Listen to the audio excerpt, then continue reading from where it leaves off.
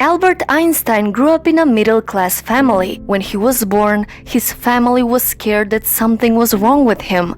He had a very large and misshapen head. But fortunately, within the first few weeks, the shape of his head became normal. But their worries didn't stop there. When he was very young, his parents thought he might be intellectually disabled, because he was very slow to learn to talk and did not speak until he was 4 years old. At that time, he often formed full sentences in his thoughts, but did not speak. He used to practice the sentences in his head or whisper them softly under his breath until he got them right, and then say them aloud. Many people believed Einstein would never succeed at anything. When he was 5 years old, his father showed him a simple pocket compass, and Einstein was fascinated, and that was the beginning of his obsession with science. He also began playing the violin at the age of 6 and would continue to play throughout his life. At school, Einstein was a good student. Most of his grades were high and he was near the top of his class, but mainly because of math and science, so his grades depended mostly on his interest in the subject. When Einstein was only 10 years old,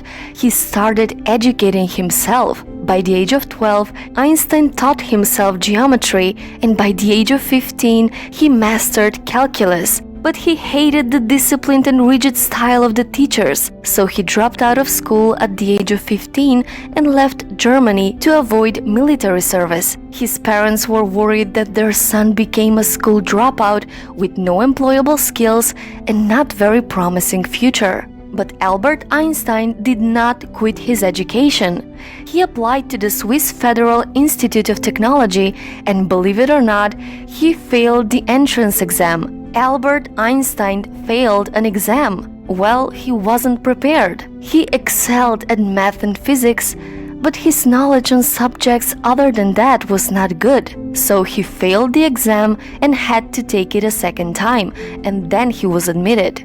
There he met his future wife, Mileva Maric. She was the only woman among the 6 students in that section. After finally graduating, he couldn't get a job in academia for almost a decade. Every one of his professors knew that Albert was brilliant, but they were also bothered by his rebellious and disobedient side, so they refused to recommend him for various positions, so the academic institutions wouldn't hire him. But young Einstein needed money, so he got a job as a clerk in a patent office. The job was mostly mindless and very easy for Einstein, so he liked the job because he had so much free time to study and research while working there, and he developed his most important theories while working his boring job. He developed the theory of relativity and the world's most famous equation. Einstein was nominated for a Nobel Prize, but did not receive it until 11 years later. Albert Einstein became the most influential physicist of the 20th century. His research changed the world. He wrote hundreds of books and was also a great philosopher, so there's so many things to be learned. I have no special talent. I'm only passionately curious. So follow your curiosity, whatever that is.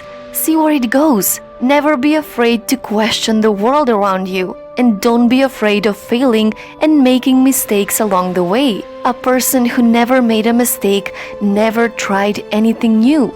Dare to discover and dare to make mistakes. That's what divides successful people from unsuccessful. Don't be afraid to conquer your fears, and don't be afraid to follow your passion. You don't have to be the next Einstein. Be the best you can be. So rise up tomorrow and become a person you would be proud of. The world is waiting for you.